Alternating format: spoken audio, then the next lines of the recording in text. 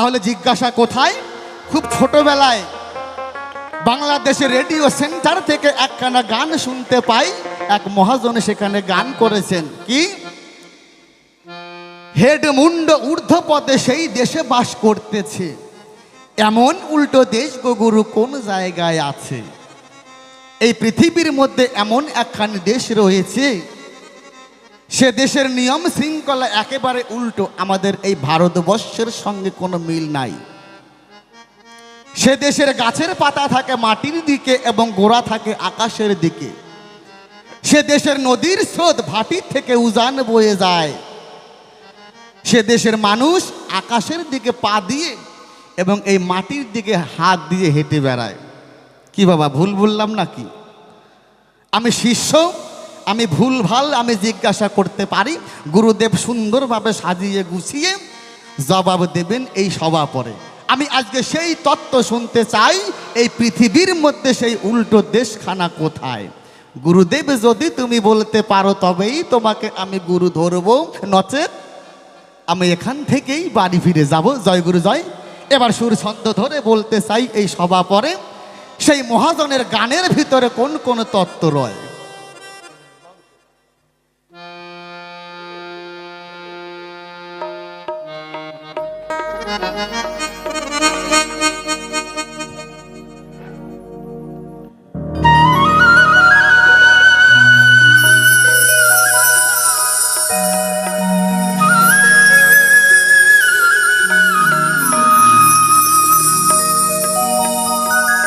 ওই আবার হেড মুন্ড ঊর্ধ্ব পদে, ওই আবার হেড মুন্ড ঊর্ধ্ব পদে, গুরু গো সে দেশে বাস করতেছে, এমন উল্টো দেশ গো গুরু কোন জায়গায় আছে? ও মা, আমি যাহা কিছু করবো জিজ্ঞাসা সুন্দরভাবে শুনবেন, কারণ প্রশ্ন যদি আপনারা মনে রাখতে না পারেন তাহলে কেমন করে উত্তরটা বুঝবেন, তাই না? অর্থাৎ কান খাড়া করে সুন্দরভাবে আমি কি কি জিজ্ঞাসা করে যাই এই সভা পরে মনে রাখবেন। গুরুদেব এসে কি উত্তর দেয় আপনারা বিচার করবেন। ওই আবার হেড মুন্ড ঊর্ধ্ব পদে, গুরু গো সেই দেশে বাস করতেছে, এমন উল্টো দেশ গো গুরু কোন জায়গায় আছে?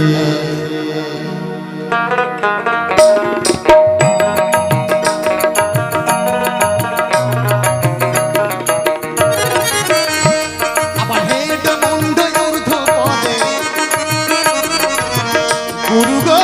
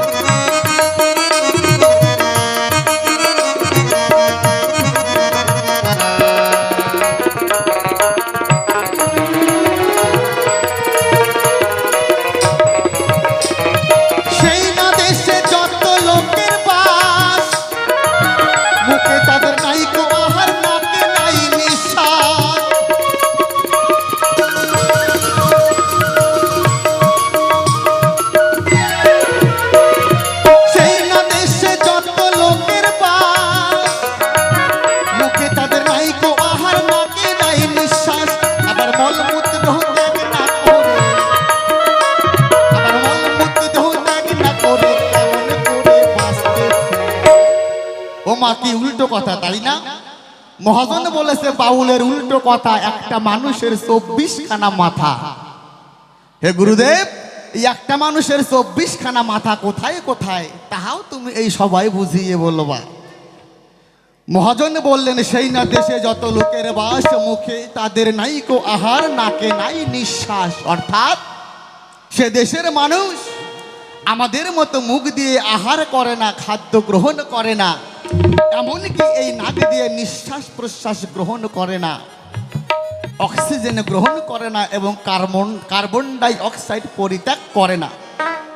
এরূপ আচরণ হলে তাহলে সে দেশের লোক কেমন ভাবে বেঁচে থাকতে পারে? কি বাবা, একটা মানুষ না খেয়ে, এই নাক দিয়ে নিঃশ্বাস না নিয়ে কেমন করে বেঁচে থাকতে পারে? গুরুদেব সুন্দরভাবে বলবে সভা পরে। আবার বললেন, সে দেশের মানুষ পায়খানা প্রস্রাব পর্যন্ত করে না। ওমা, আমাদের দেশের মানুষের যদি পায়খানা প্রস্রাব বন্ধ হয়ে যায়, কয়েক ঘন্টার মধ্যে যদি ওই কালদিঘি হাসপাতালে না নেওয়া যায়, সে মানুষ কি বেঁচে থাকবে? সঙ্গে সঙ্গে তাকে হাসপাতালে নিয়ে ওই বিভিন্ন যন্ত্র দিয়ে পরীক্ষা করে তাকে অপারেশন করে তবেই ঠিক করতে হবে, নলে পেট ফুলে মারা যাবে।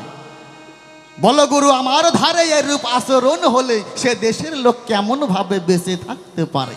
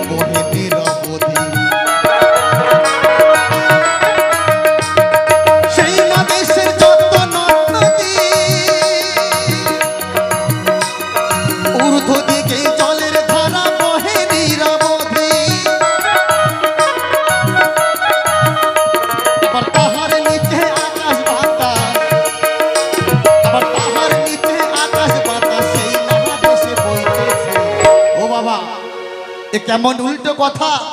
সেই না দেশের যত নদ নদী, ঊর্ধ্ব দিকে জলের ধারা বহে নিরবধি।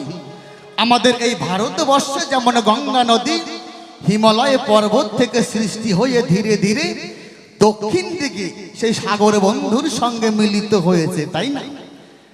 আমাদের এই দেশের যত নদী উপর থেকে নিচের দিকে চলে যায়, এখনই যদি এখানে এক বালতি জল ঢালা যায়, সে জল ঢালবে নিচের দিকে কোনো খাল বা ডোবায় গিয়ে দাঁড়ায়, তাই না? কিন্তু আমি যে দেশের কথা বলছি, সে দেশের নিয়মখানা ভিন্ন। সে দেশের জল নিচু থেকে ঢাল বেয়ে ওই পর্বতের চূড়ার উপরে পৌঁছে যায়। কেমন করে ইহা সম্ভব হয় গুরুদেব? তুমি সুন্দরভাবে বুঝিয়ে বলবে এই সবাই। আবার তাহার নিচে আকাশ বাতাস। আমাদের দেশে যেমন উপরে আকাশ, তারপরে বাতাস, তারপরে জল, জলের নিচে মাটি। কিন্তু আমি যে দেশের কথা বলছি, সে দেশের নিয়মখানা ভিন্ন। উপরে মাটি, নিচে জল, জলের নিচে বাতাস, বাতাসের নিচে আকাশ, একেবারে ভিন্ন। হে গুরুদেব, কৃপা করে তুমি বুঝিয়ে বলবে এই সভা পরে এহেন কর্ম কেমন করে সেই দেশে ঘটে।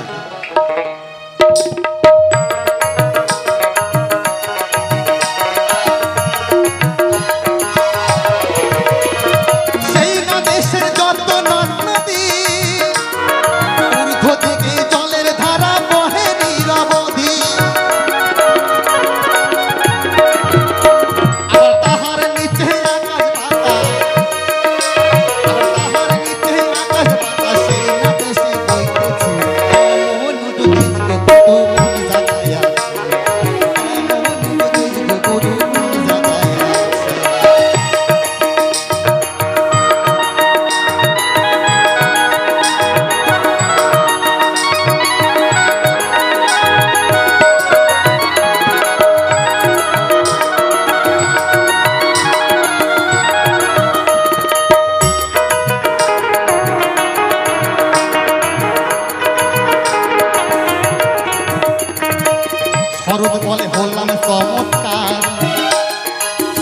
সূর্য নাই সেখানে ঘোর অন্ধকার।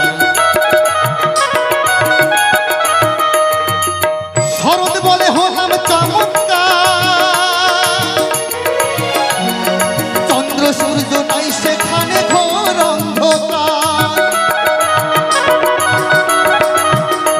আবার সেই দেশের লোক এই দেশেতে, আবার সেই দেশের লোক এই দেশেতে আসা যাওয়া করতেছে। মহাজন বললেন যে মহাজন এই গান লিপিবদ্ধ করেছেন। শরৎ বলে হলাম চমৎকার, চন্দ্র সূর্য নাই সে দেশে ঘোর অন্ধকার। অর্থাৎ আমাদের এই পৃথিবী তথা ভারতবর্ষে প্রতিদিন সকালবেলায় যেভাবে সূর্য ওঠে আবার সন্ধ্যাবেলা সূর্য অস্ত চলে যায়, তারপরেও রাতের বেলায় মাঝে মাঝে আকাশে চাঁদ দেখা যায়, তাতেও কিছু আলো পাওয়া যায়। এতেও যদি মন না ভরে মনের মতো করে ইলেকট্রিক বাল্ব হ্যালোজিন জ্বালিয়ে আমরা আলো জ্বালাই, তাও যদি না থাকে কেরোসিন বাতি হেরিকেনে জ্বালিয়ে আমরা আলোর ব্যবহার করি। কিন্তু মহাজন যে উল্টো দেশের কথা বললেন, সে দেশে ওই হেরিকেন লণ্ঠন কেরোসিনের বাতি কিছু নাই, এই ইলেকট্রিক চন্দ্র সূর্য কিচ্ছু নাই, আজীবন সেখানে অন্ধকার। হে গুরুদেব, একটা অন্ধকার দেশের ভিতরে মানুষ কি করে বাস করতে পারে? আমাদের এই পৃথিবীতে যদি সূর্য উদয় না হয়, কয়েক ঘন্টার মধ্যে পৃথিবীর সমস্ত জীব তথা উদ্ভিদ সব মারা যাবে, তাই না? তাহলে সেই উল্টো দেশে কোনোদিনও সেখানে আলোর ব্যবহার হয় না, সেখানে আলো নাই।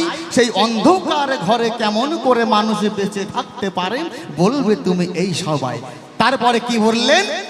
সেই দেশের লোক এই দেশেতে, আবার এই দেশের লোক সেই দেশেতে নাকি আসা যাওয়া করছে। তাহলে গুরু, আমি সেই উল্টো দেশের সন্ধান চাই, সেই উল্টো দেশ আমি দর্শন করতে চাই। বলো কোন পথে গেলে পরে সেই উল্টো দেশে দর্শন করা যাবে? ওই আকাশ পথে, না জলপথে, না স্থল পথে? কোথার থেকে গেলে পরে আমি সেই উল্টো দেশে যেতে পারবো? সুন্দরভাবে বুঝিয়ে বলবে আজকে এই সভা পরে।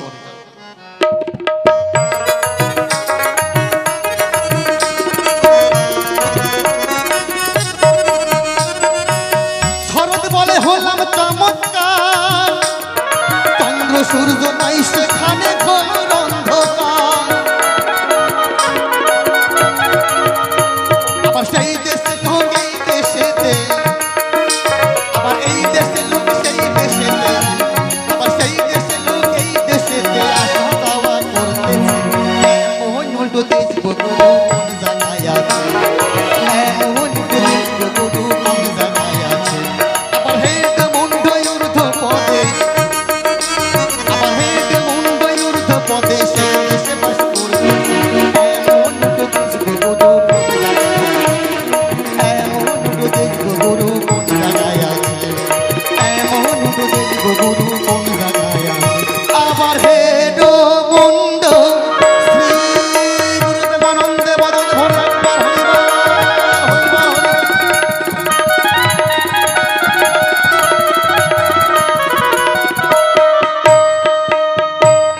প্রথমবারে এই তো আমার কিঞ্চিত আয়োজন, সভা মাঝে ধরে ধরে তুই করিবে বর্ণন।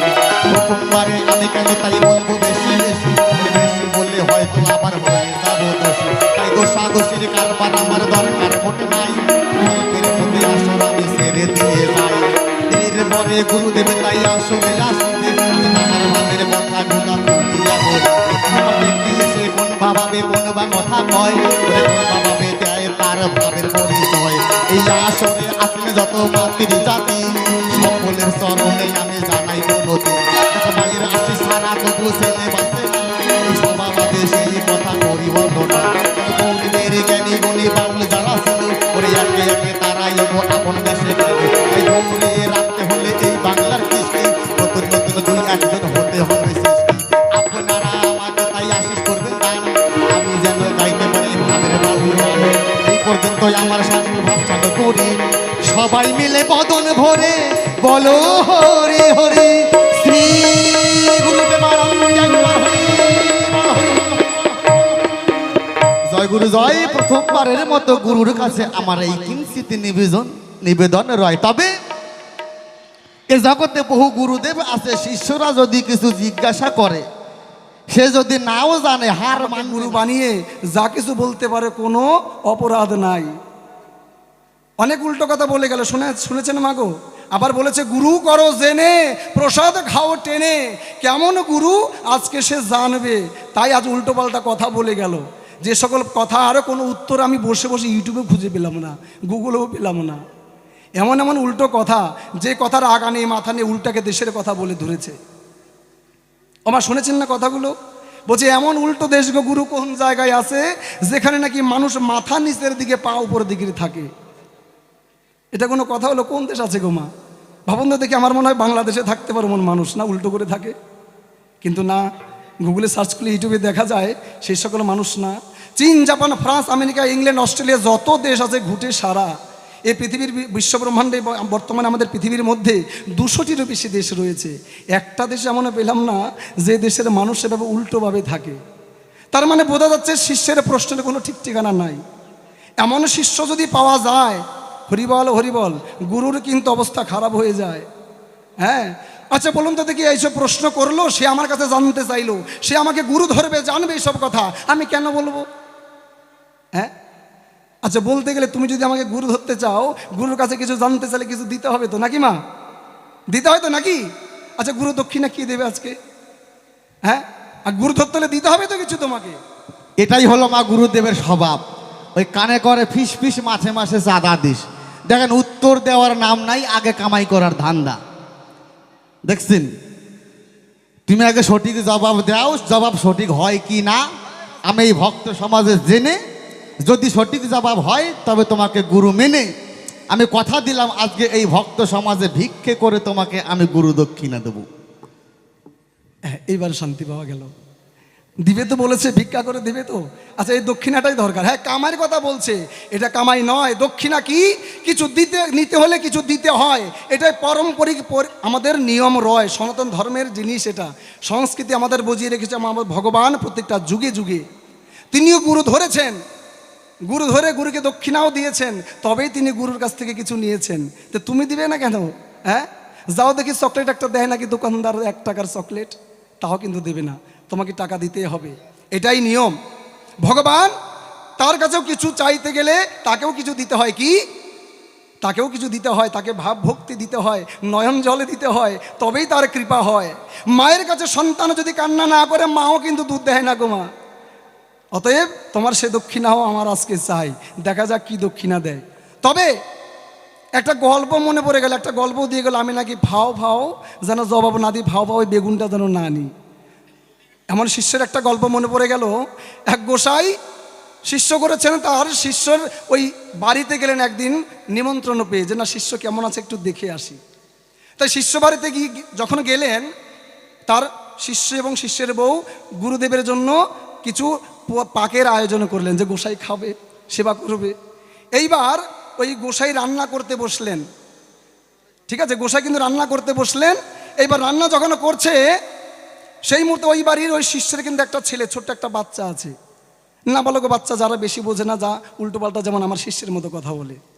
এইবার ওই শিষ্য বলছে, ওই তার মা, ওই ছোট্ট বাচ্চাটা তার মাকে বলছে, ও মা, ও মা, মা, ও মা, তো ওই যে দেখো না, ওই গোসাইয়ের মাথাটা ওই টাক কেন এরকম পরিষ্কার চকচক কেন? মানে গুরুদেবের মাথাটা কিন্তু পরিষ্কার, টাক মাথা ঠিকই একটা রাখা আছে। তো বাচ্চা মানুষ বারবার করে মায়ের কাছে বলছে, ও মা দেখো না, গুরুদেবের মাথাটা চকচক কেন, চুল নাই কেন? আমার তো চুল আছে, তোমার তো চুল আছে মা। তো বারবার বাচ্চাকে তোর বোঝানো যাচ্ছে না, কি বলবে। মা রেগে বলছে, এই তুই চুপ করবি, গুরুদেবের মাথা ওই টাক মাথা হোক। হরিবল হরিবল। এই কথা যখন বললো, সঙ্গে সঙ্গে গুরুদেবের কিন্তু কানে এলো, বল এটা কি রে বাবা? হ্যাঁ, আমার টাক মাথার সঙ্গে কার তুলনা করে দিল? High high high. এরপরে আবার বলছে, ও মা, মা, ওইটা কি করছে, ওটা কি রান্না করছে? হলুদ হলুদ। গুরুদেবের কথা বলছে, যে গুরুদেব ডাল রান্না করছে। তো কি করলেন, ওই গুরুদেব কিন্তু ওই তার শিষ্যের ওই স্ত্রীকে বলছেন যে না, এমন কিন্তু অপমান আর সহ্য করা যায় না, অতএব এখান থেকে আমি চলে যাই। গুরুদেব কিন্তু রাগ করলেন, যে যাই রান্না বান্নাই করবো না, কারণ এমন পরিস্থিতি যদি শোনা যায় আর কি থাকা যায়? হ্যাঁ, তো কি করলেন, গা রাগ করে সে গুরুদেব কিন্তু সেখান থেকে চলে যাচ্ছেন। রাস্তায় কিছু দূর যাওয়ার পরে ওই শিষ্য গেছিল কাজ করতে, তার সঙ্গে দেখা। বলছে, গুরুদেব আপনি কোথায় যাচ্ছেন? বলছে, আমি থাকবো না, তোর ওখানে থাকবো না। বলছে, ওই তোর বই এমন একটা আমার টাকমাতার সঙ্গে তুলনা করেছে, ওই ওই আমি আর থাকা যাবে না। বলছে, কি এমন কথা বলেছে? চলুন, আপনি আজকে বাড়ি চলুন, তারপর ওরা আজকে হবে। এইবার যখন চলে গেল, তার কথা মতো ভাবছেন যাক একটা শিক্ষা একটা দিবে। গুরুদেব কিন্তু একটু মন সন্তুষ্ট করে এবার ওই শিষ্যের সঙ্গে বাড়ি যাচ্ছে। গিয়ে এবার বলছে, চলুন আপনি, আজকে ওকে এমন শিক্ষা দিব, আজকে আপনাকে এমন কথা বললো, ওকে আজকে মারতে মারতে হাঁকাবো, তারপর আপনাকে খাওয়াবো। হরিবল হরিবল। এমন কথা শুনে গুরুদেবকে, তোর সওয়াল যা যা কইছিল তাও তো অল্প ছিল, তুই যা কইছিস আর খাওয়া যাবে না। তাড়াতাড়ি করে টপলা গুটাই ওখান থেকে এমন এক গুরুদেবের দৌড়। তো হরিবল হরিবল, আজকে আসরে পেয়েছে এমন একটা শিষ্য, তো সে এই ধরনের শিষ্য, তো এমন পাল্লায় বললে গুরুদেবের কিন্তু দৌড় দিতে পারে কিছু নয়। তা আমার মনে হয় আজকে সেই পরিস্থিতি চলে এসে গেছে। তো কি বললো তাই? বলছে, কোথায় এমন উল্টো দেশ আছে আমাকে বলতে হবে আসরের মাঝে, কোন মানুষ, কোথাকার মানুষ, কোন দেশের মানুষ এই উল্টোভাবে থাকে, মাথা নিচে পা উপরের দিকে। আরও বলছে ওই দেশের মানুষ মুখ দিয়ে খায় না। আচ্ছা বলুন তো দিকে, মুখ দিয়ে খায় না, কোন দিক দিয়ে খায়? পিছন দিয়ে? হ্যাঁ, কি বাজে কথাবার্তা বলে আমার শিষ্য। হ্যাঁ, একে শিষ্য করার আমার দরকার নাই, আমার গুরু হওয়ারও প্রয়োজন নাই। আবার বলছে, ওই সব মানুষ নাকি নাক দিয়ে খায় না, আবার পায়খানা প্রস্রাবও করে না। বলুন দেখি জ্বালা। আচ্ছা, মুখ দিয়ে না খেলে মানুষ যদি নাও খায়, 1 সপ্তাহ 1 মাসও অনশন করে টিকা যায়, কিন্তু পায়খানা প্রস্রাব যদি বন্ধ হয়, তাড়াতাড়ি ডাক্তারের কাছে যেতে হয়। কেন? ওই খাবার থেকে রেচন ক্রিয়ার আগে দরকার হয়। কিন্তু সেই সব মানুষ নাকি রেচন ক্রিয়া, পায়খানা প্রস্রাবও করে না। ঠিক এটা কি করে মানুষ?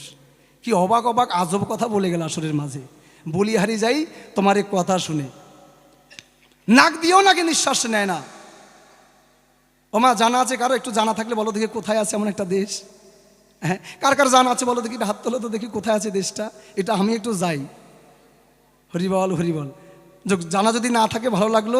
এইবারে দেখি যতটুকু গুরুর কৃপায় পেয়েছি, গুরুর কাছ থেকে যতটুকু পেয়েছি আজকে আসরের মাঝে বলতে চাই। তাই সুরে তালে ছন্দে গানের দ্বন্দ্বে আজকে তার জবাব এই আসরে দিতে চাই। হরিবল হরিবল।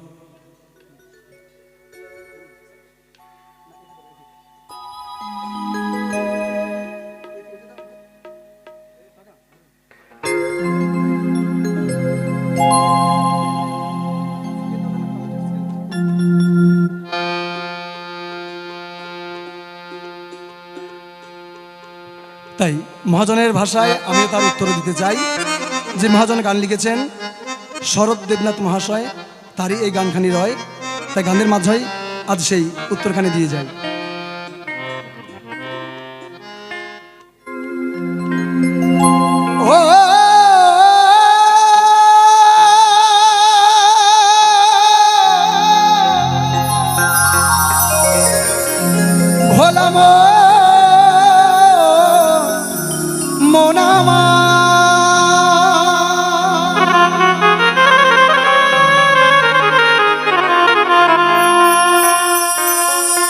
হেট মুন্ড ঊর্ধ্ব পদে, এই হেট মুন্ড ঊর্ধ্ব পদে,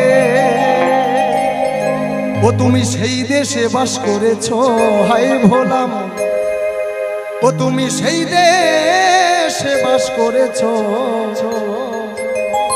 আজ সেই না দেশের কথা রে মন তুমি ভুলে গিয়েছো। এই শিষ্য মহাশয় শুধু তাই নয়, তুমি এমনকি আমি, এই সকলে যারা রয়েছেন, আপনারা যারা সকলে বসে রয়েছেন, প্রত্যেকেই আমরা সেই দেশের মানুষ ছিলাম গো। সেই দেশ হতে এই দেশে এসেছি, আমার শিষ্য মহাশয় ভুলে গেছে।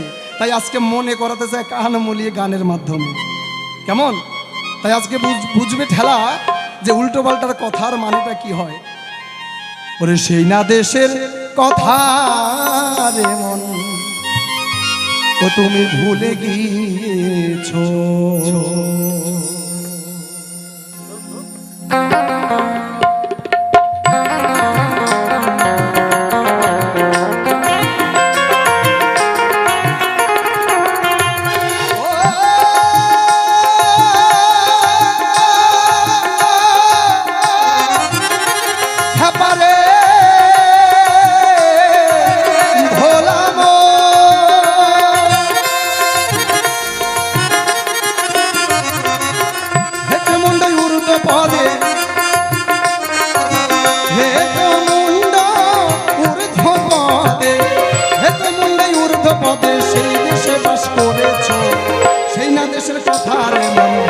গিয়েছ, আজ সেই না দেশের কথা রে মন ভুলে গিয়েছ। জয় জয় শ্রী গুরু প্রেমানন্দ একবার হরিবল হরিবল হরিবল হরিবল।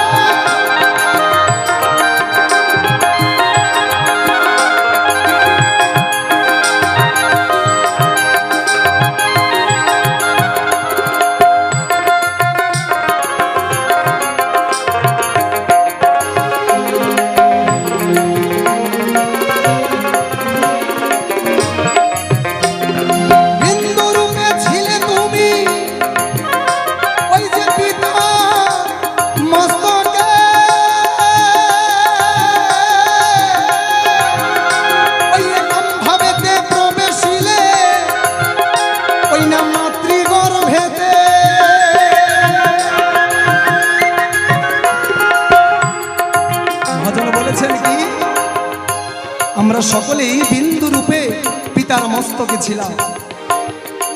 সে পিতার মস্তকের পর কোথায় গেলাম? আমার পিতা মাতার যেদিন মিলন হলো, সে রজে বীজে মিলিত হয়ে আমার তোমার সকলের জন্ম হলো।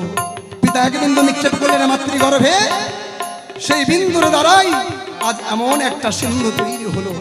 কোথায়? সে মাতৃগর্ভে। আর এই যে উল্টো দেশ, যে উল্টো দেশের কথা তুমি ভুলে গেছো, এই উল্টো দেশটার কোথাও নয়, এই উল্টো দেশটা আছে আমার সকল মাতৃগর্ভে। জয় জয় মাতা পিতা প্রেমানন্দ একেবারে হরিবল হরিবল হরিবল হরিবল হরিবল।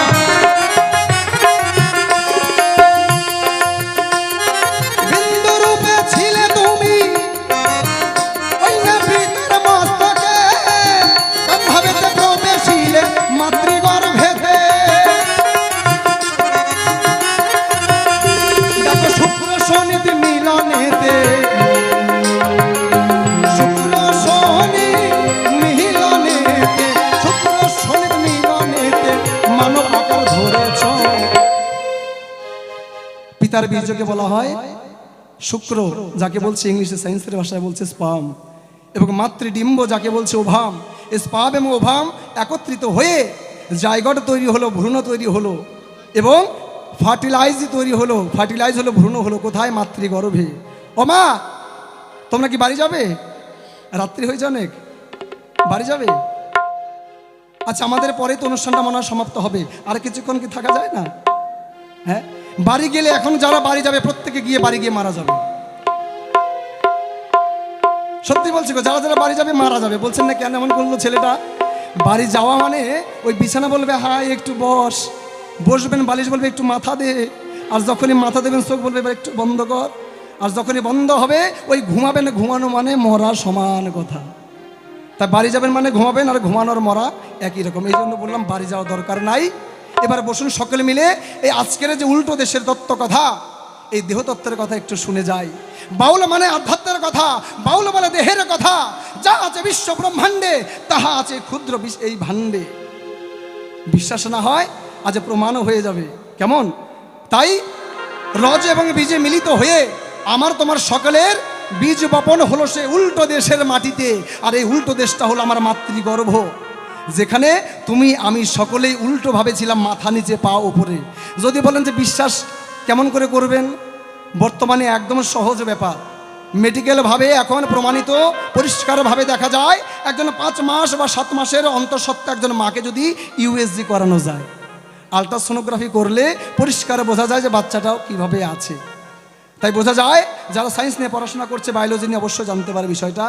তাই আমরা সকলে মাতৃগর্ভে মাথা নিচে পা উপরের দিকে ছিলাম।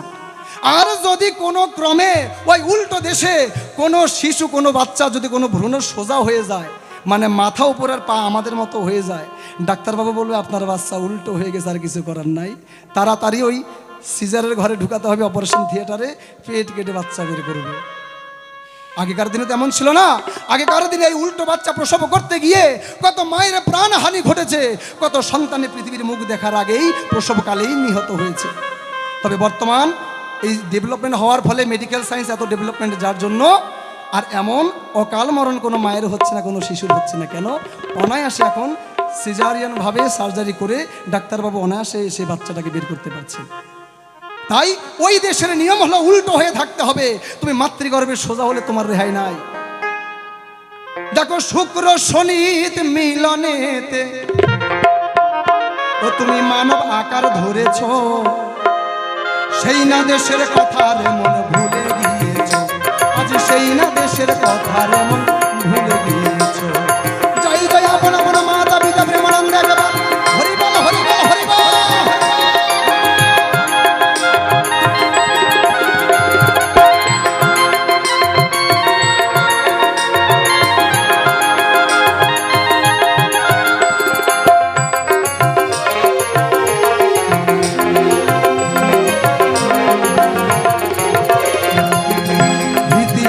তেজ মরুদ বোমেতে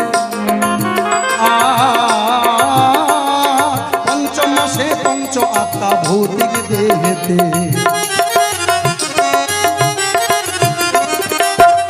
ভীতি অব তেজ মরুদ বোম, এই পঞ্চভূতে যেমন বিশ্ব ব্রহ্মাণ্ড তৈরি, এই পঞ্চভূতে আমার আপনার সকলের দেহ তৈরি।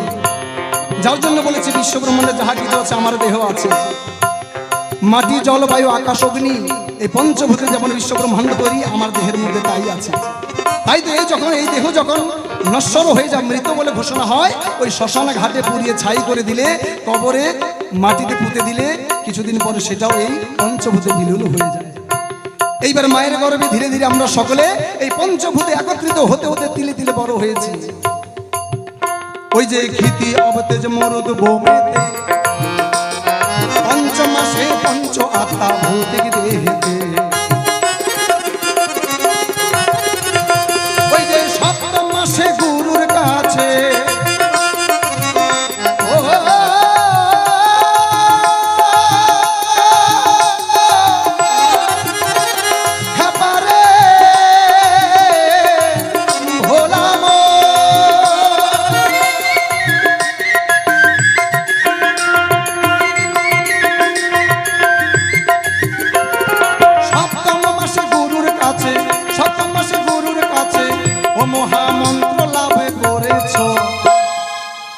এইবার ওই মাতৃগর্ভে উল্টো দেশে যখন আমরা একে একে তিলে তিলে বড় হয়ে সপ্তম মাসে গিয়ে পৌঁছালাম, 7 মাস যখন আমার এই বয়স আমার মাতৃগর্ভে, সেই মুহূর্তে আমার ভগবান গুরুরূপে দীক্ষিত দিয়ে আমাকে দর্শন দিয়েছেন মাতৃগর্ভে। আর তখন ভগবানের সঙ্গে কথোপকথন হয়েছে। ভগবানকে বলেছি, ভগবান কদা নির্গত ভবিষ্যে হং জ্ঞান বিজ্ঞান সংযুত তদা ধ্যামে শ্রী বিষ্ণু কদাপি ন চ বিশ্বরে। ভগবানকে বলেছি, হে ভগবান, তোমার দেওয়া এই দুর্লভ জনম, এই 84 লক্ষ জনের মধ্যে শ্রেষ্ঠ জনম হলো মানব জনম। আজ সেই মানব জনম পেতে চলেছি প্রভু। তুমি শুধু ভালো ভালোই আমাকে ভূমিষ্ঠ করো পৃথিবীতে, সেখানে গিয়ে জ্ঞানে অজ্ঞানে সজ্ঞানে সর্বদাই শুধু শ্রী বিশ্ব অর্থাৎ তোমার শরণ নেব, তোমার নাম গুণগান করবো, তোমার ব্যতীত আমি কোনো কিছুতে মন দেব না। কিন্তু কি হলো, যেই না মাতৃগর্ভ থেকে বাইরে বেরিয়ে এলাম, অমনি কি হলো, ওই দাইমা নার কেটে, অথবা নার্সেরা বর্তমানে সেই নার কেটে ওই পিঠের মধ্যে থাপ্পড় মারলো, আর সঙ্গে সঙ্গে মা মা বলে কান্না করে সকল কিছু ভুলে গিয়ে মায়ায় জড়িয়ে গেল। সব শেষ, সব ভুলে গেলাম কি বলেছি ভগবানকে। তাই আমাদের শিক্ষা শুরু হয় সেই সপ্তম মাস থেকে। ওমা, আপনারা হয়তো বলে থাকেন আপনাদের বৌমাকে, তাই না, যে বৌমা এই অন্তঃসত্ত্ব অবস্থায় তোমাকে ভালো কিছু দর্শন করতে হবে, ভালো কিছু দেখতে হবে, ভালো কিছু খেতে হবে। কেন? ভালো কিছু শুনতে হবে। যে যাও বাউল গান হচ্ছে, ওই যে নাম সংকীর্তন হচ্ছে, ভাগবত পাঠ হচ্ছে, তুমি সেখানে গিয়ে একটু বসো বৌমা। কারণ তুমি যা শুনবে তোমার সন্তানও শুনবে, সেও ভালো হবে। একজন সপ্তম মাসের শিশু, সে সার্বাঙ্গিক বিকাশ ঘটে, that body has been development in that ovum. মায়ের পেটে তার সমস্ত কিছু ডেভেলপমেন্ট হয়ে যায়, সমস্ত শ্রবণ শক্তি থেকে শুরু করে সমস্ত অঙ্গ প্রত্যঙ্গ তৈরি হয়ে যায়। তাই বলতে যায়, বলা হয় যে তোমরা একটু ভালো কিছু দেখো। কিন্তু আমার মায়েরা কিছু কিছু আছে গো, হ্যাঁ, আপনাদের এই গ্রামের কথা বলছি না, আছে অন্যান্য জায়গায়। ওই যে পেটে ওই অন্তঃসত্ত্ব অবস্থাতেও কি করছে, সর্বদা মোবাইল হাতে নিয়ে শুধু ইনস্টাগ্রাম ফেসবুক আর কত কিছু দেখছে। এবার বাইরে এসে বাচ্চাটা কেমন হবে গো, ভক্ত প্রহ্লাদ হবে। হ্যাঁ, যে 5 বছর বয়সে ঈশ্বরকে প্রাপ্তি করেছিলেন, কেন? তারা মা ওই যে তাকে গর্ভাবস্থায় ভাগবত কথা শ্রবণ করেছিলেন নারদের আশ্রমে, তাই তো সেখান থেকে সে কৃষ্ণ ভক্ত হলো। কিন্তু বর্তমানে মোবাইল ভক্ত হচ্ছে বাচ্চারা। কেন? That is the addiction. হ্যাঁ, এই অ্যাডিকশনে পড়ে যাচ্ছে। মায়েরা যেমন যা দেখছে মোবাইল, ওই পেট থেকে বেরিয়ে কিছুদিন পর বাচ্চাও কিন্তু মোবাইলের দিকে নজর দিচ্ছে। এইবার কিছুদিন পরে দেখা যাচ্ছে আপনি কি জানেন তার থেকে বেশি ওই বাচ্চা জানে, এত মোবাইল ঘাটার পাকা। তাই শুরু হয় সেখান থেকে, মাতৃগর্ভ থেকে আমাদের শিক্ষা। তাই ভগবান সেদিন গুরুর রূপে দর্শনে দিয়েছিলেন বলেই আমরা যে পৃথিবীতে এসেছি তাকে কথা দিয়ে।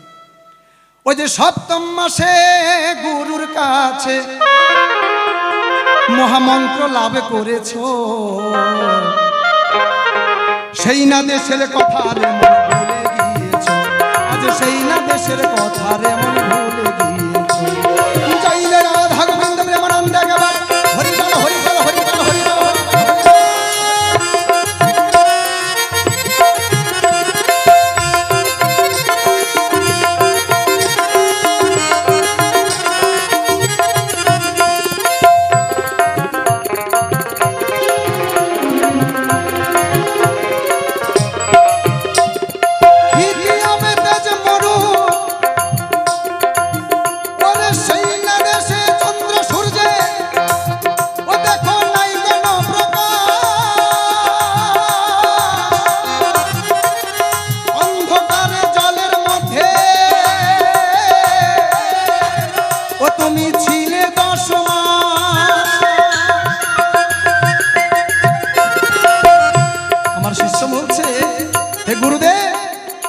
ওই মাতৃগর্ভে সে উল্টো দেশের কথা আজকে ভুলে গেছে, তাই বলছে কোন দেশের মানুষ বাস করে এমন জায়গায় যেখানে চন্দ্র সূর্য নাই।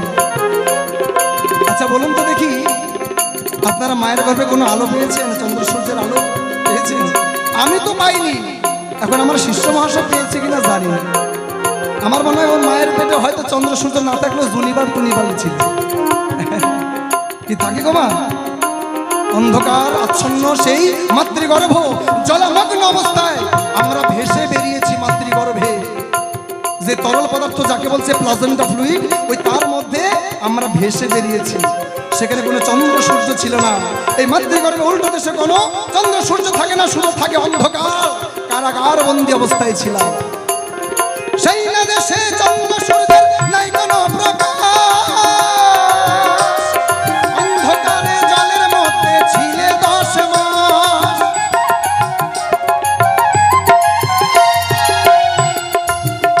এইবার নাভি পথে মাতৃ নারী, নাভি পথে মাতৃ নারী, নাভি পথে মাতৃ নারী, ও তুমি তাতে আহার করেছ। কি বলেছে? যে সেই দেশের মানুষ মুখ দিয়ে খায় না। হ্যাঁ, আদৌ ঠিকই, এই দেশের মানুষ মুখ দিয়ে কখনো খায় না। তুমি খেয়েছো কি? ওমা, কেউ খেয়েছো? মাতৃগর্ভে হাত দিয়ে কেউ মুখ দিয়ে খেয়েছো খাবার? খাওনি। তবে এখানে একটা প্রশ্ন জেগেই যায় যে মাতৃগর্ভে যদি আমরা নাই খাই, তাহলে মানুষ আমরা কি করে বেড়ে উঠলাম সে মাতৃগর্ভে? আমাদের এক বিন্দু সেই 1 গ্রাম ওজন থেকে ধীরে ধীরে আমাদের ওজন শেষ পর্যন্ত দাঁড়ায় কোনো শিশুর 1.5 কিলো, 2 কিলো, 2.5 কিলো, 4 কিলো, তাই তো? তাহলে এই যে গ্রোথ হলো, দ্য ফিজিক্যাল ডেভেলপমেন্ট, এটা কি করে হলো? কারণ আমরা জানি শরীরের গ্রোথ হতে গেলে খাদ্যের প্রয়োজন পড়ে। খাদ্য ছাড়া আমাদের শরীর বাড়তে পারে না। হ্যাঁ, ঠিকই বলেছে, আমরা হাত দিয়ে খাইনি, তবে আমার খাওয়ার প্রয়োজন হয়নি। কেন? কারণ সেটার মূল কারণ হলো আমার মাতৃগর্ভের সেই নারী। এই যে নাভিপদ্মের সঙ্গে আমার নাভির সঙ্গে সংযোগ হলো। আমি যখন সে উল্টো দেশে স্থাপন হলাম, আমার নাভির সঙ্গে মায়ের নারীর সংযোগ হলো। তাই তো আমরা সকলে মায়ের নারী ছেঁড়া ধন। এইবার আমার মা যা খায়, ওই ডাক্তারবাবু যাহা কিছু দেয়, ওই iron tablet, calcium, vitamin, magnesium, phosphorus যাহা কিছু ভালো মন্দ খায়, আমার মা সেটা খাওয়ার পরে পাকস্থলীতে গিয়ে পরিপাক হবার পরে রক্তের দ্বারা বাহিত হয়ে নারীর দ্বারা আমার শরীরে প্রবেশ করে। যার জন্য আমার আর খেতে হয় না। মা যা খায় আমি তা খাই, ওই রক্তের মাধ্যমে আসে আমার শরীরে। তাই তো আমি ধীরে ধীরে বেড়ে উঠেছি, আমার খাদ্যের প্রয়োজন দরকার নাই। তাই আমি মুখ দিয়েও খাইনি, হাত দিয়েও খাইনি। এইবার বলেছে যে তুমি তাহলে যদি না খাও সেই দেশে, তাহলে নিঃশ্বাসও নাকি নেয় না সেই মানুষ। আচ্ছা, নিঃশ্বাস যদি না নেয় কি করে বেঁচে থাকতে পারে? তার মধ্যে জলের মধ্যে আমরা ডুবেছিলাম। ও বাবা, জলের মধ্যে কেউ ডুবে থাকতে পারে, নিঃশ্বাস নিতে পারে? মা গো, পারে গো? জলের মধ্যে ডুবে থেকে কেউ নিঃশ্বাস নিতে পারি? আমরা পারি না। যদি একবার নিঃশ্বাস নিতে চাই, সঙ্গে সঙ্গে জলে ঢুকে ফুসফুসে মৃত্যুও হতে পারে। তাই আমরা কিন্তু কেউ মায়ের গর্ভে নিঃশ্বাস নেই নাই। তাহলে বলুন তো, নিঃশ্বাস না নিয়ে আমরা কি করে শ্বাসকার্য চালালাম? কারণ জানি গুরুত্বপূর্ণ জিনিস, 1 মিনিটে বাতাস ছাড়া আমরা বাঁচতে পারবো না, খাদ্যের থেকে বেশি ইম্পর্টেন্ট। সেটা কি? কার্বন ডাই অক্সাইড এবং অক্সিজেন। আমরা অক্সিজেন নিই আর কার্বন ডাই অক্সাইড ছেড়ে দিই। এই আদান প্রদানটা কি করে হলো মাতৃগর্ভে জলের মধ্যে? এটাও কিন্তু সেই এই নাভির দ্বারা। মা যা নিঃশ্বাস নিয়েছে সেই অক্সিজেনযুক্ত রক্ত রক্তের দ্বারা বাহিত হয়ে নারীর দ্বারা আমার শরীরে প্রবেশ করেছে। হরিবল হরিবল। আবার আমার শরীর থেকে কার্বন ডাই অক্সাইড যুক্ত রক্ত নারীর দ্বারা মায়ের শরীর দিয়ে নাক দিয়ে বেরিয়ে গেছে। জয় জয় মাতা পিতা প্রেমানন্দ, একেবারে হরিবল হরিবল হরিবল।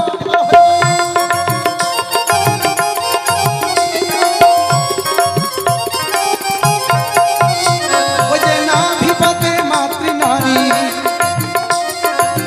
নাভিপথে মাতৃ নারী, ও তুমি তাতে আহার করেছ, সেই না দেশের কথা রে মন ভুলে গিয়েছ, আজ সেই না দেশের কথা রে মন ভুলে গিয়েছ।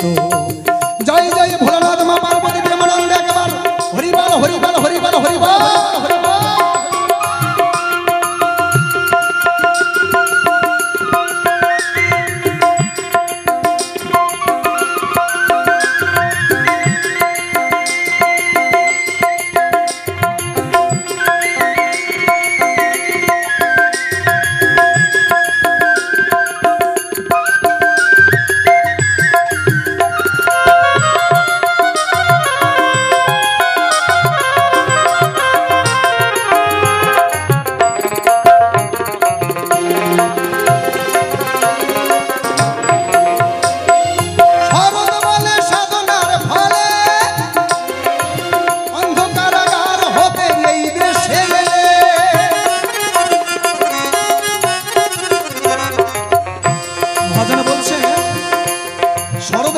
সাধনার ফলে ওই অন্ধ কারাগার হতে এই দেশে এলে। অত সহজ কথা নয়। এই দেশে মানুষ রূপে এসেছি মায়ের গর্ভ থেকে, এটার একমাত্র কৃতিত্ব যাবে কার কাছে? আমার পিতা মাতার। লাস্টে একটা কথা বলেছে, কি আমার বিপক্ষের ভাবুক বলছে, গুরুদেব আমি ওই দেশ থেকে এই দেশে এসেছি, আবার সেই দেশে কি করে যাব? শুনেছি সেই দেশ থেকে নাকি এই দেশে মানুষ আসে, আবার এই দেশের মানুষ নাকি সেই দেশে যায়। হ্যাঁ যায় তো। তুমি যেমন সেই দেশের মানুষ এই দেশে এসেছো, মাতৃগর্ভবতী এখানে এসেছো, আবার যদি সেই দেশে যেতে চাও তাহলে তোমাকে মরতে হবে। হরিবল হরিবল। তাই যেদিন তুমি মরবে, আর তুমি মরেছো বলেই সেই তোমার স্ত্রীর গর্ভে তোমার সন্তানও এসেছে। তুমি একজন মানুষকে এনেছো সে উল্টো দেশে, সেও আজ এই দেশে এসেছে। আর যদি তুমি নিজে সেই দেশে যেতে চাও তাহলে তোমাকে এই জন্মটা ত্যাগ করে আরেকটা জনিতে আসতে হবে, আবার মাতৃগর্ভে যেতে পারবে। হরিবল হরিবল। জয় জয় রাধা গোবিন্দ প্রেমানন্দ, একেবারে হরিবল হরিবল হরিবল।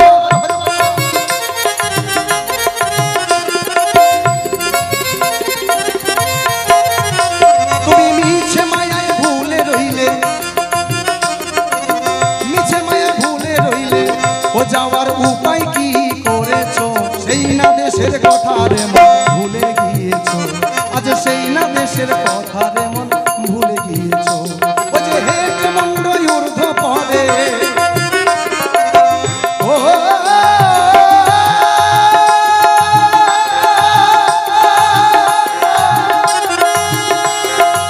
ওরে ও হ্যাঁ পামো,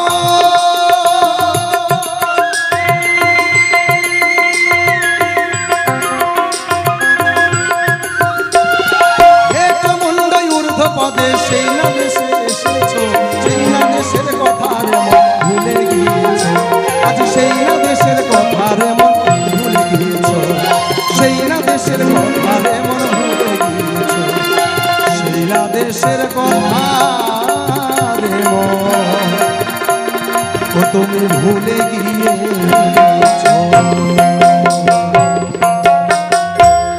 একবার আপন আপন মাতা পিতা প্রেমানন্দ, একেবারে হরিবল হরিবল হরিবল হরিবল হরিবল হরিবল। তাই আমরা এই পৃথিবীতে এসেছি আমার পিতামাতার কারণে, তাদের ইচ্ছায় এই পৃথিবীর মুখ দর্শন করেছি। তাই পিতামাতার উপরে কোনো গুরু নেই। তাই তো বলছে আদ্য গুরু মাতা পিতা জ্যেষ্ঠ গুরু ভাই, তার চেয়ে অধিক গুরু আমরা ভজন করলে পাই। তাই আমার সকল মায়েদের জন্য একখানি গান শোনাই, কারণ এই জগতে এই 10 মাস 10 দিন ধরে যে কষ্ট করেছেন আমার। তবে ওমা আমরা কিভাবে তরজা চালিয়ে যাব নাকি তরজা ছেড়ে দিয়ে এখন গান শোনাবো বলেন দেখি, কারণ সময় আমাদের হাতে খুবই কম। যদি আপনারা বলেন তরজাটাই চালিয়ে যাও, তাহলে আমরা আবার তরজা শুরু করি, নচেত গান গিয়ে আজকের মতো অনুষ্ঠান শেষ করতে চাই। বলেন তরজাটাই শুনবেন কি? হাত তোলেন। তরজা শুনবেন না গান শুনবেন? তরজা তরজা শুনবেন। জয় গুরু জয়। চিন্তার কোনো কারণ নাই বাবা।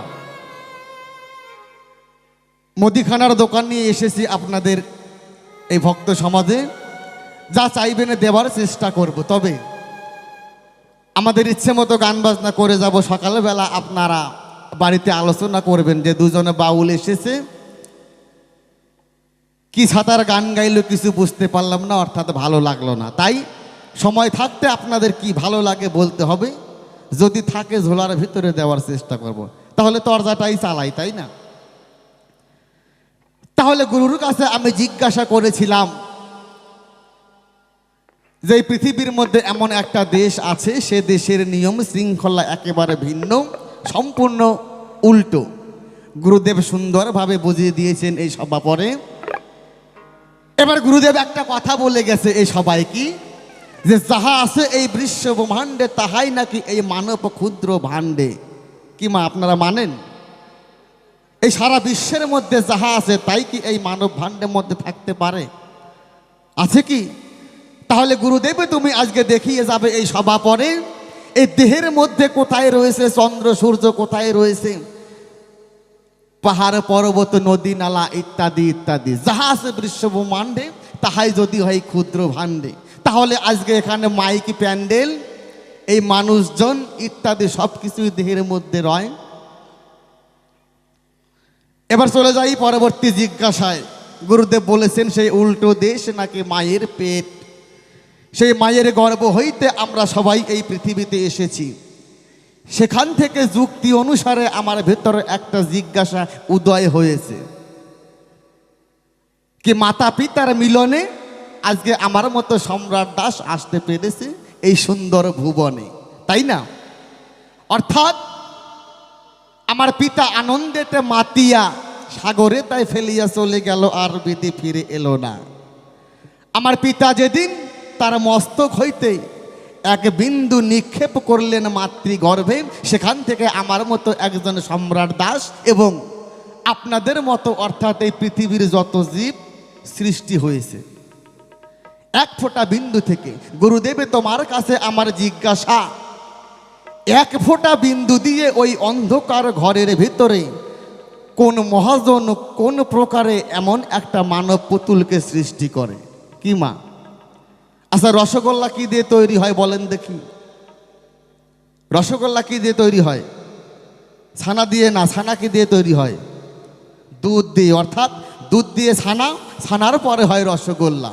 এবার একটা বালতির মধ্যে এক বালতি দুধ দিয়ে যদি একটা ঘরের মধ্যে ওই এক বালতি দুধ রেখে বাইরে দিয়ে তালা মেরে ঠিক 10 মাস 10 দিন পরে আবার যাই ওই ঘরের ভেতরে, সেখানে কি রসগোল্লা সৃষ্টি হবে? তাহলে ওখানে একজন কারিগরের দরকার, তাই তো? ঠিক তদ্রূপ আমার পিতা এক বিন্দু নিক্ষেপ করলেন সেই মাতৃগর্ভে, সেখান থেকে কেমন করে আমার মতো এত বড় একটা সম্রাট দাস আসলো এইভাবে তুমি সুন্দরভাবে বুঝিয়ে বলবে আজকে সভা পরে। একজন কাঠ মিস্ত্রি যদি একটা বসার পীড়া তৈরি করতে যায়, তার কিন্তু হাতুর বাটাল করাত পেরেক ইত্যাদির প্রয়োজন পড়ে, কিংবা পড়ে না? তাহলে ওই এক বিন্দু দিয়ে কোন মহাজন ওই অন্ধকার ঘরে বসে ওই 10 মাস 10 দিন ধরে এত বড় একটা মানব পুতুলকে সৃষ্টি করে? গুরুদেব তুমি সুন্দরভাবে বলবে এই সভা পরে। জয় গুরু জয়। এবার সুর ছন্দ ধরে আবার একটু বলে যাই আমার গুরুদেবের ধারে, দেখি আবার এসে গুরুদেব কোন জবাব দেয়।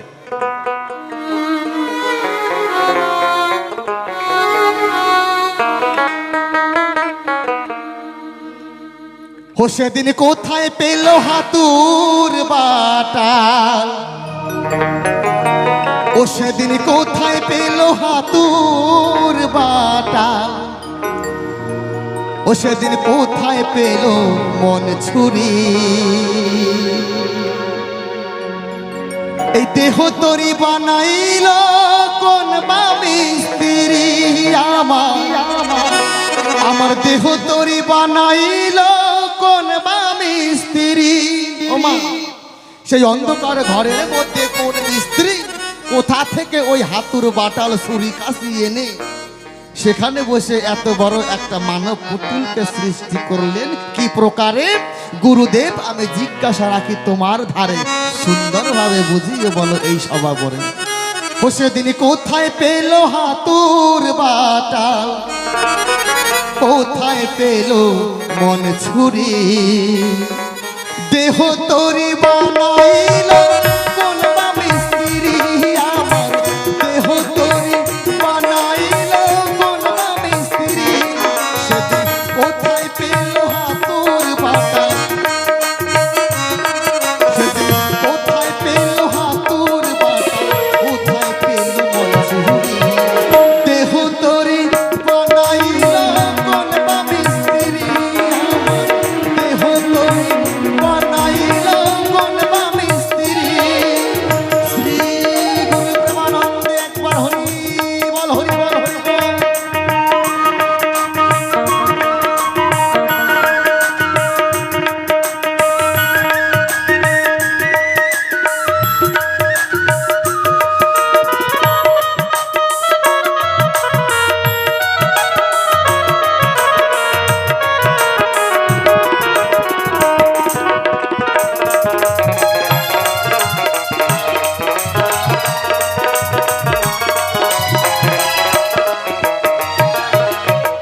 দেহ তরির কয়টি গগুরা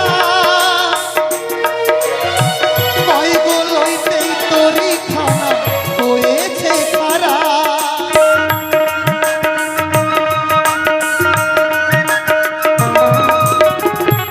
মহাজন এই দেহটাকে একটা তরির সঙ্গে তুলনা করেছেন মা এই দেহটা নাকি একখানি দেহ তরি অর্থাৎ নৌকা এই দেহ যদি নৌকো হয় তাহলে এই দেহের ভিতরে নৌকোর গুড়া কোথায় কয়খানা গুড়া কয়খানা গলই দিয়ে এই দেহ তরিটা সৃষ্টি করেছে মহাজন এইভাবে গুরুদেব তোমার কাছে আমার পুনরায় জিজ্ঞাসা তুমি সুন্দরভাবে করে দাও তার খুলাসা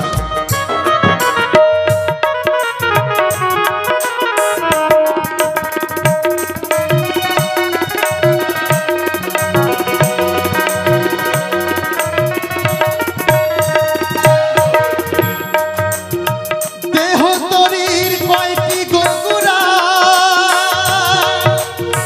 কয় গো লইতেই তরি খানা হয়েছে খারা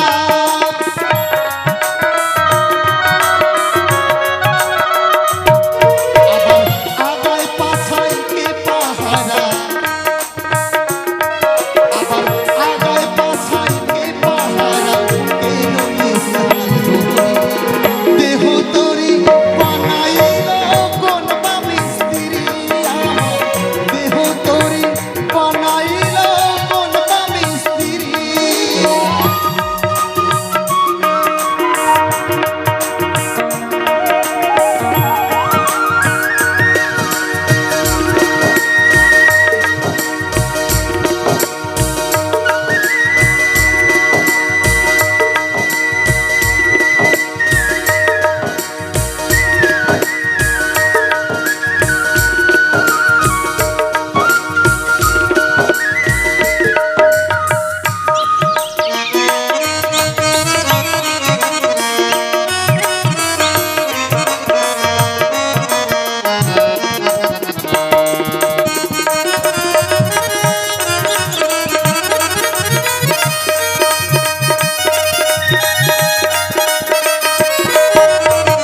কয়তলায় এই দেহখানা হয়েছে গঠন দৈর্ঘ্য প্রস্থ কত ক্রোশে হয়েছে গণন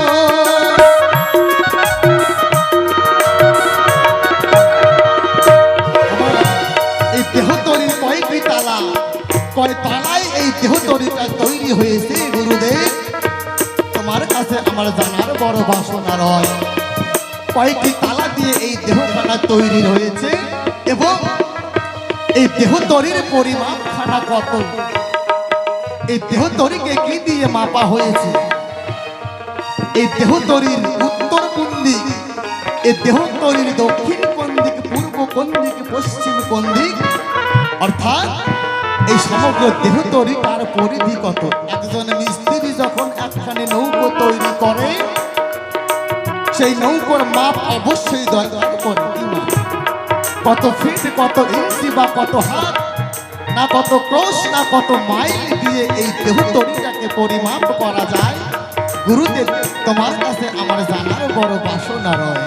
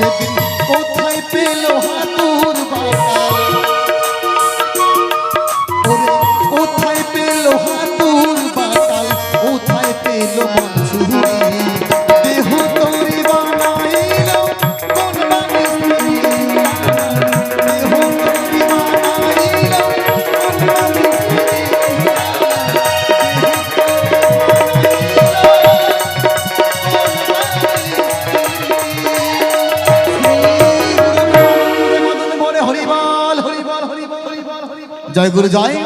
আমার দ্বিতীয়বারের ছোট্ট করে জিজ্ঞাসা রয়, হে গুরুদেব, সেই কেমন করে ওই অন্ধকার ঘরের মধ্যে কোন মহাজন কোথায় পেল সেদিন হাতুর বাটাল মন ছুরি, যা দিয়ে আমার মতো এই সম্রাট দাস এবং এই পৃথিবীর সমগ্র মানুষদের সৃষ্টি করেছেন সেই অন্ধকার ঘরে? কোন সিস্টেমে মহাজন এই মানব পুতুল তৈরি করেন সুন্দরভাবে গুরুদেব আসরে খুলে বলবেন।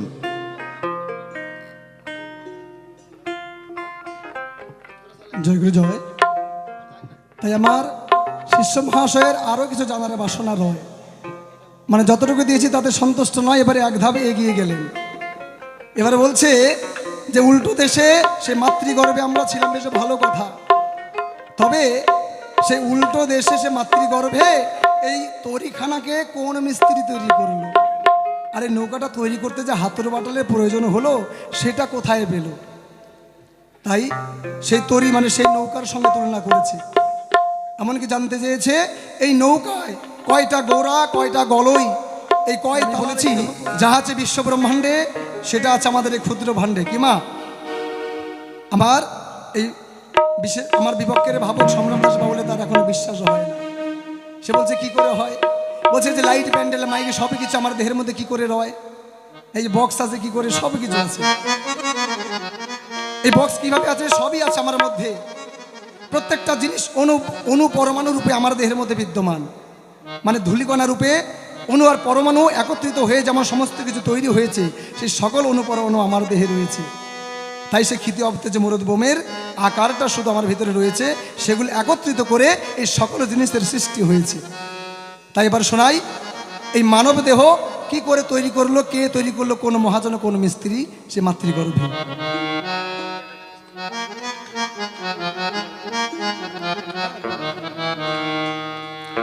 ও তোর মাতা পিতার বস্তু দিয়ে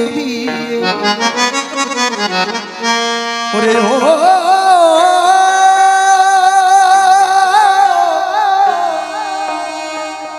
মনামা হ্যাপামো, ও তোর মাতা পিতার বস্তু দিয়ে আমার গুরু হলেন কারিগর। ওরে সেই ঘরেতে আছে খেপা, ও তোর ঘরের কারিগর। এই মাতৃগর্ভের মধ্যেই মাতা এবং পিতার বস্তু দিয়ে আমার আপনাদের সকলের দেহ তৈরি হয়েছে। বাইরে থেকে হাতের বাটা লাগেনি। আমার মায়ের 4, পিতার 4, এই হলো 8, গুরু দিলেন 10। এই যে 18 মোকামের তত্ত্বে যারা আমরা সকলে মিলে খেলছি মহারস। তাহলে মায়ের 4, পিতার 4 কি জিনিস, কি কি দিয়ে তৈরি হয়েছে আমরা? মায়ের বলছে রক্ত মাংস চর্ম চুল, এবং পিতার রয়েছে হাড় মজ্জা মগজ মণি। এই 4 আর 4 হলো 8। এবং আমার গুরুদেব আমার ভগবান তিনি দিলেন 10 কি, 5টা জ্ঞান ইন্দ্রিয় এবং 5টি কর্মেন্দ্রিয়। চক্ষু কর্ণ নাসিকা জিহ্বা ত্বক, এটা হলো আমাদের 5টি জ্ঞানেন্দ্রিয়। এবং বাক পানি পাদ পায়ু প্রস্থ, এগুলো আমাদের কর্মেন্দ্রিয়। এই যে 10 ইন্দ্রিয় এবং আমাদের পিতামাতার মিলে হলো 8, এই 18 মোকামের তত্ত্ব, এটা নিয়ে আমরা খেলছি মহারস। তাই আমার গুরুদেব আমার ভগবান নিজে তৈরি করেছেন মাতৃগর্ভে। কি জিনিস দিয়ে, কি হাতের বাটাল, আমার পিতা এবং মাতার বস্তু দিয়ে। ও তোর মাতা পিতার বস্তু দিয়ে, ও তোর মাতা পিতার, ও তোর মাতা পিতার বস্তু দিয়ে গুরু হলেন কারিগর। সেই ঘরেতে আছে খেপা, ঘরের কারিগর।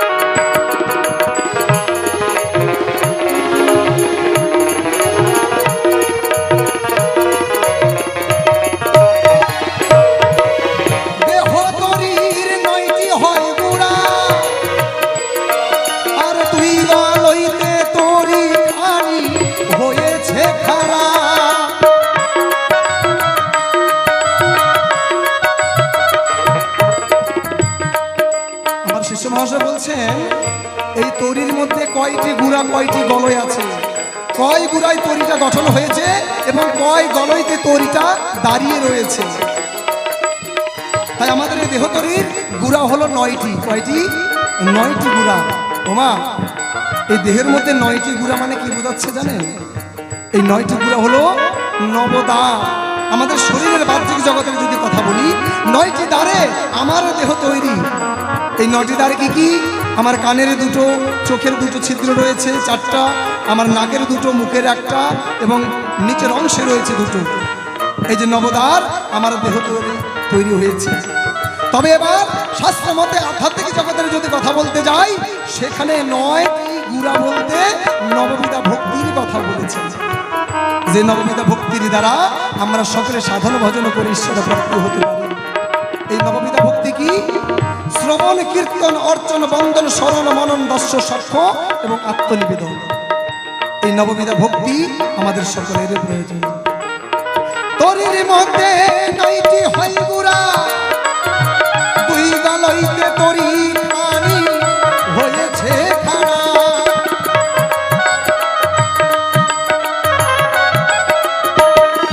তাহলে এবার দুটি গলই, মানে যে গলইয়ের দ্বারা নৌকা দাঁড়িয়ে থাকে, আমরাও তেমন দুটা গলইয়ের দ্বারা মানব দেহ দাঁড়িয়ে রয়েছি। কিমা এই দুটা গলই কি, যার দ্বারা মানুষ দাঁড়িয়ে থাকে? যদি বাহ্যিক জগতে বলি তাহলে সেটা হলো আমাদের দুটো পা বা দুটো চরণ। এবং আরেকভাবে কি আধ্যাত্মিক জগতে বলছে, একটু বহির্জগতে ভিতর জগতে যাও, দেখবে দুটো নিঃশ্বাস আর প্রশ্বাস আসা যাওয়া করছে বারংবার। এই নিঃশ্বাস প্রশ্বাস সেটাও 2টি বলই, যার দ্বারা আমরা দাঁড়িয়ে রয়েছি। একবার যদি নিঃশ্বাস বেরিয়ে যায় আর না ঢোকে, আমার দেহ কি আর দাঁড়িয়ে থাকবে? শুয়ে পড়বে। হরিবল হরিবল।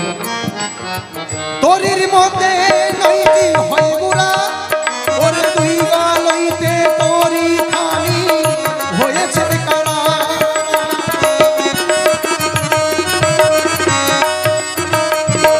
দেখো আগায়, দেখো তিনি আগায় হলো চেতন শক্তি, পাতায় হলো চেতন ঘর, সেই ঘরেতে আছে ঘরের কারিগর, ওরে সেই ঘরেতে আছে ঘর কারিগর। জয় জয় রাধা গোবিন্দ প্রেমানন্দ একেবার হরিবল হরিবল হরিবল।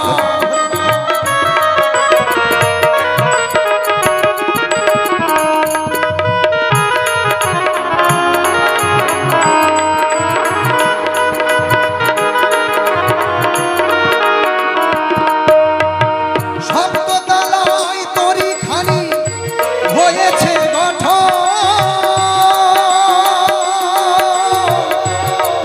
আর দৈর্ঘ্য প্রস্থে 84 ক্রোশ হয়েছে গণন।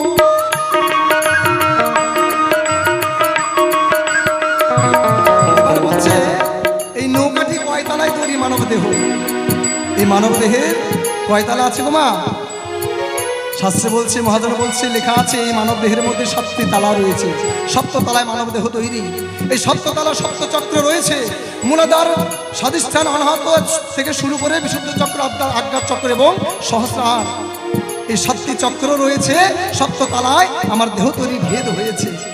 এই মূলাধার চক্রকে চেতন করতে পারলে ধীরে ধীরে উপরে যত যাবে তত তার আধ্যাত্মিক জগতের তার কৃপা লাভ হবে। সহস্রারে গেলে সে পরমের সঙ্গে দেখা হয়ে যায়। এবং বলছে যে এই মানব দেহের দৈর্ঘ্য প্রস্থ কত? এইবার কারো রয়েছে দৈর্ঘ্য দেখুন 5 ফিট, কারো রয়েছে 6 ফিট, কারো 3 ফিট। বলছে না, এটা নয়। তাহলে মানব দেহের দৈর্ঘ্য প্রস্থ কত? উত্তর, দক্ষিণে, পূর্ব, পশ্চিমে সব দিকে একই মাপ রয়েছে। কি মাপ? 84 ক্রোশ। যেমন বৃন্দাবনে রয়েছে 84 ক্রোশে, ঠিক এই মানব বৃন্দাবনও হয়েছে 84 ক্রোশ। এটা মাপবেন কি করে? যদি মাথা থেকে এই পা পর্যন্ত উত্তর, দক্ষিণ এবং পূর্ব, পশ্চিমে আপনার নিজের নিজের আঙ্গুলের বৃদ্ধাঙ্গুল দিয়ে যদি মাপেন, এইভাবে এখান থেকে এই পর্যন্ত 84 আঙ্গুল হবে। উপর থেকে নিচ পর্যন্ত 84 আঙ্গুল হবে নিজের নিজের আঙ্গুলে। এই 84 ক্রোশে যেমন বৃন্দাবনে তৈরি, এই মানব বৃন্দাবনে 84 ক্রোশে তৈরি। জয় জয় শ্রী রাধা গোবিন্দ প্রেমানন্দ একেবার হরিবল হরিবল।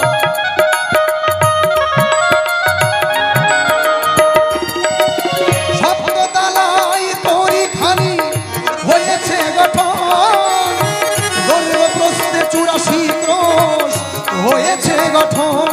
দেখো মাঝি মাল্লা আছে 16 জন, মাঝি মাল্লা আছে 16 জন, তাদের আগে বস। এই মাঝি মাল্লা কয়জন আছে নৌকার মধ্যে?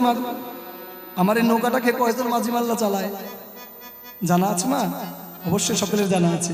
16 জন মাঝি মাল্লাকে। এই কারাই 16 জন? ষড়রিপু এবং 10 ইন্দ্রিয়, এই যে 16 জন মাঝি মাল্লা, কাম ক্রোধ লোভ মোহ মদ মাৎসর্য, এই রিপুর বশে এমনভাবে বশীভূত হয়ে রয়েছি, এই যার জন্য আমরা সকল মায়ার জগতে রয়েছি, ভগবানের সাধন ভজন করার সময় হয় না। আর এই স্বরূপকে এই 16 জন মাঝিকে যারা বশ করতে পেরেছে, তারা সাধন ভজনের পথে গিয়ে আধ্যাত্মিক জগতে গিয়ে মুক্তি পেয়েছে। জয় জয় শ্রী রাধা গোবিন্দ প্রেমানন্দ কেবল হরিবল হরিবল হরিবল।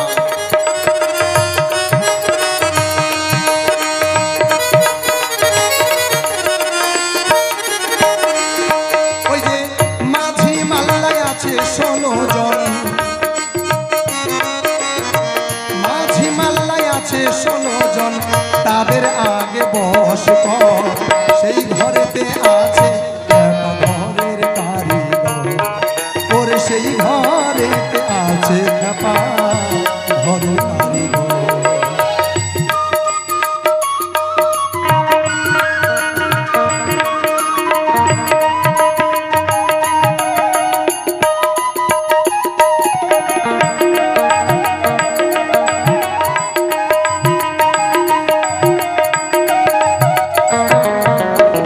জানবি যদি এসব তত্ত্ব,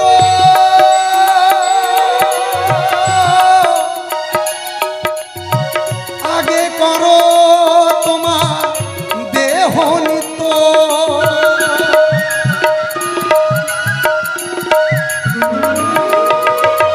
জানবি যদি এসব তত্ত্ব, আগে করো দেহ গণিত, ওরে সচিন বলে জানবি তত্ত্ব, সচিন বলে জানবি তত্ত্বগুলো, কুণ্ডলিনী চিন্তন কর, সেই ঘরেতে আছে ঘরের কারিগর, ওই যে সেই ঘরেতে আছে ঘরের